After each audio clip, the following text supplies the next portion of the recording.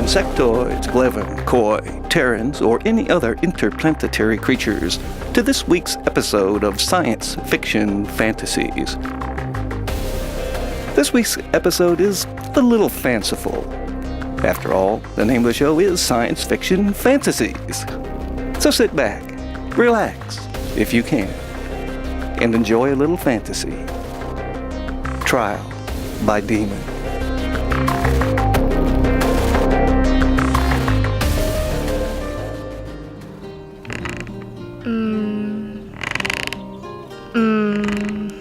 What's got you so content? I just can't believe it. That we're betrothed? Well, that too. I finally finished my studies. High Priestess Selena says I show a lot of promise. Oh, don't look so hurt. Now that I've finished, I can stay closer to you. Angeline! Out here, Father. Quick, get up out of the futon. Straighten your clothes. How do I look? Angeline! Oh, Malcolm, you're here. Good. Straighten your clothes. Malcolm, your father, the captain, has been murdered. Murdered? Who? It was Baron Yakov. He's trying to usurp the throne. Malcolm, stay. There are too many of his men. Malcolm, I'll use my magical sight. Maybe I'll see or hear something we can use. Hurry. Angeline reached up and grasped the crystal pendant she wore around her neck, marking her as a sorceress. Instead, her fingers found a metal cylinder, a gift from her teacher and high priestess, Elena. The cylinder contained ambrosia, food of the gods. The sound drew Angeline's gaze toward the balcony. Malcolm was in the arms of a red and hideous demon. With a blinding flash, both disappeared. What was that? A demon of the West. But what's it doing here?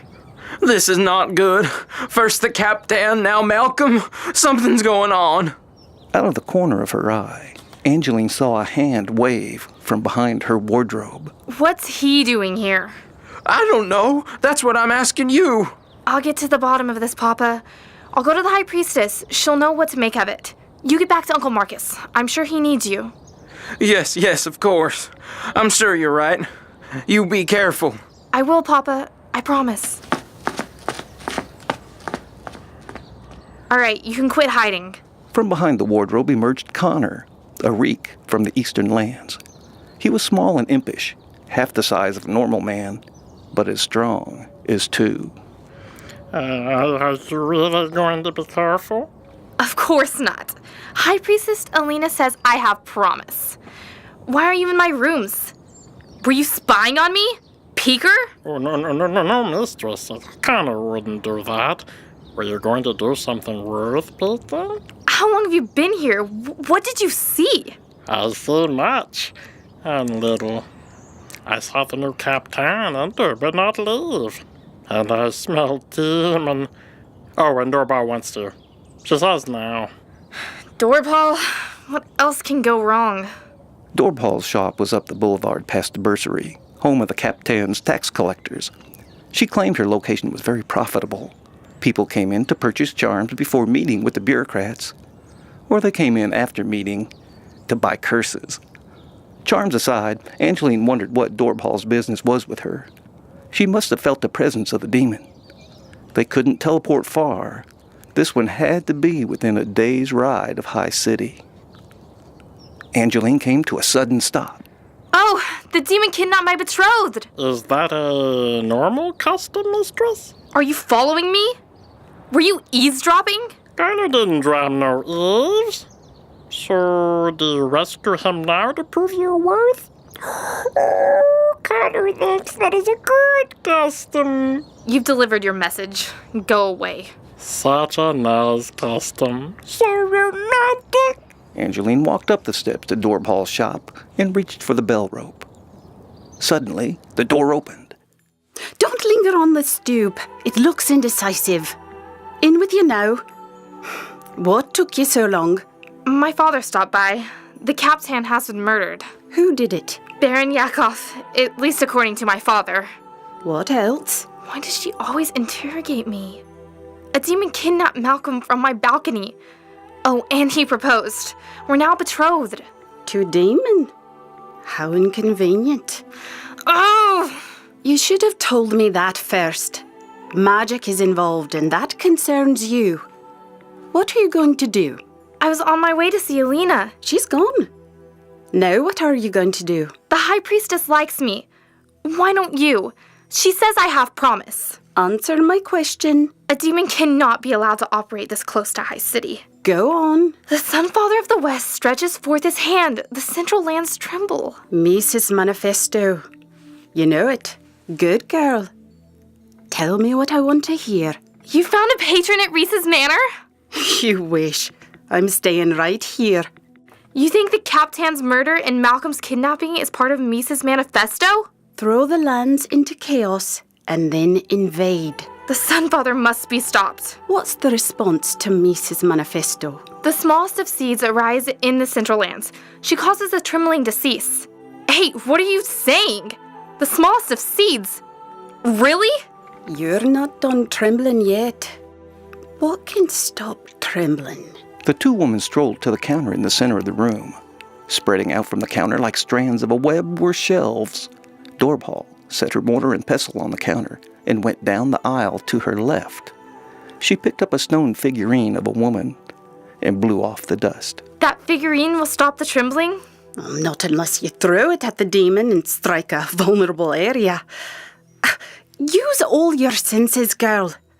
Speaking of which, what did the demon's magic smell like? Cinnamon. Ugh, not good. Despair. Third in line behind the Sunfather, Scourge of the West, Despar. Everything I've heard about him is bad. Then you haven't heard everything, because he's worse than that. Give me your ambrosia. I beg your pardon? One does not just hand over ambrosia. Don't be foolish, child. You will need some help. Where's the demon? I'm not a child. Here. Cinnamon, find the one. He's less than the sun's turning south. That would be the shrine of the Sisters of the Forlorn. Here, take your ambrosia.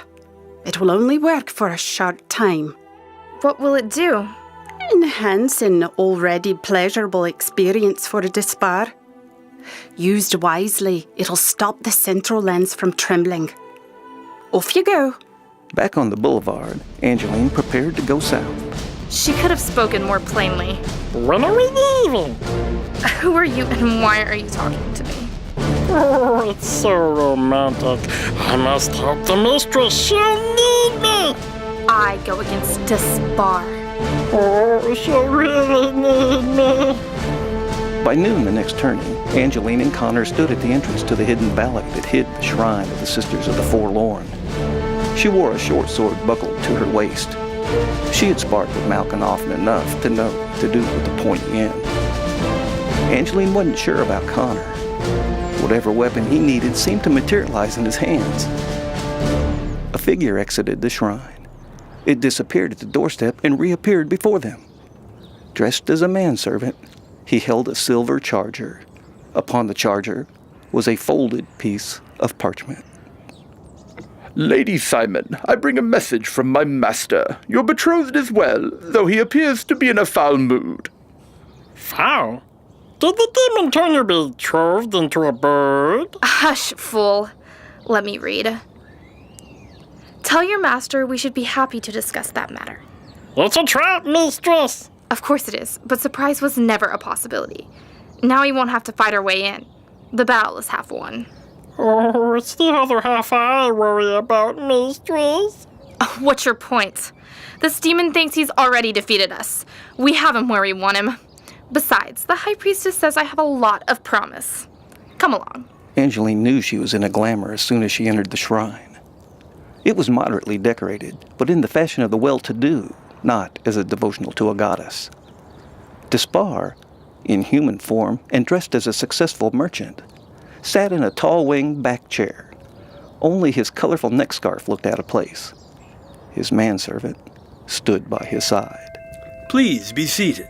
Would you like some tea or wine? Oh, I would like some. No, you wouldn't.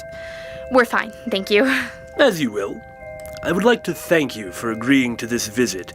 It saves unnecessary bloodshed. Shall we begin? I told you so.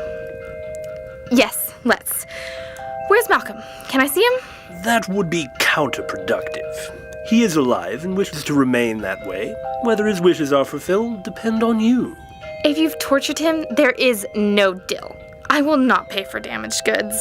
What is torture? A little pain? Sometimes torture is rapturous. What's coming over me? I feel so desirous.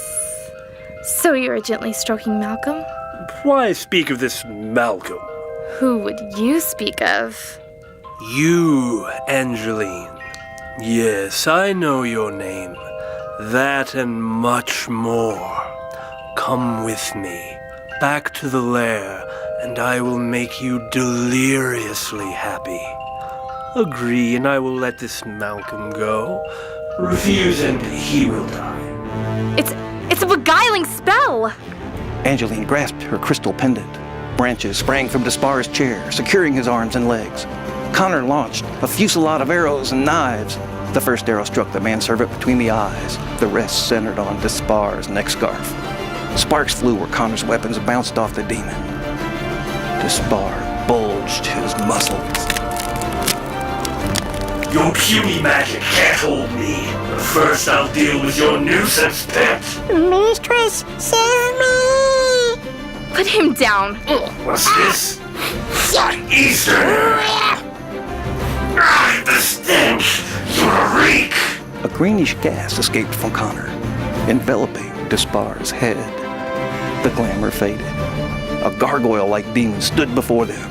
His unfurled wings stretched to the rafters. His eyes glowed fiery red. He flung Connor away. The reek hit the floor and came up firing arrows. A clear shell containing Connor's gas formed around Despar's head. The demon extended his arm to the side, palm up. Malcolm appeared suspended in the air, encased in a similar bubble shell. His eyes filled with desperation. He frantically probed the walls of the shell, looking for a way out. A mirror spell. Malcolm can't breathe. He'll die. Malcolm slumped to the bottom of the shell. Angeline canceled her spell. Malcolm was freed. The demon lunged forward. Angeline fell back. She felt the breeze of his taloned claws that swept by. She felt the snap of a chain.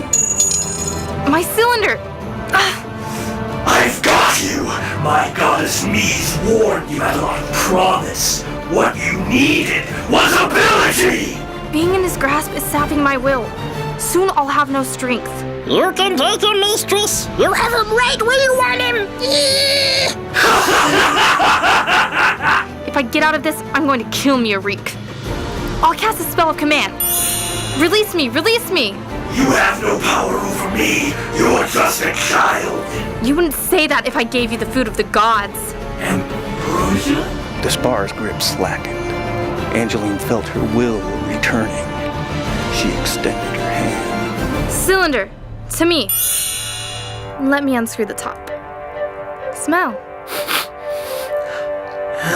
Ambrosia. Yes, ambrosia for Despar. First, he must sit and take off his neck shell. Here. Despar threw back his head as he licked the ambrosia out of the cylinder. Angeline drew her sword and rammed it through the thin membrane of Despar's neck. With a gurgle, his body dissolved into nothingness. You did it, mistress. Malcolm! Malcolm! You're betrothed. He lived?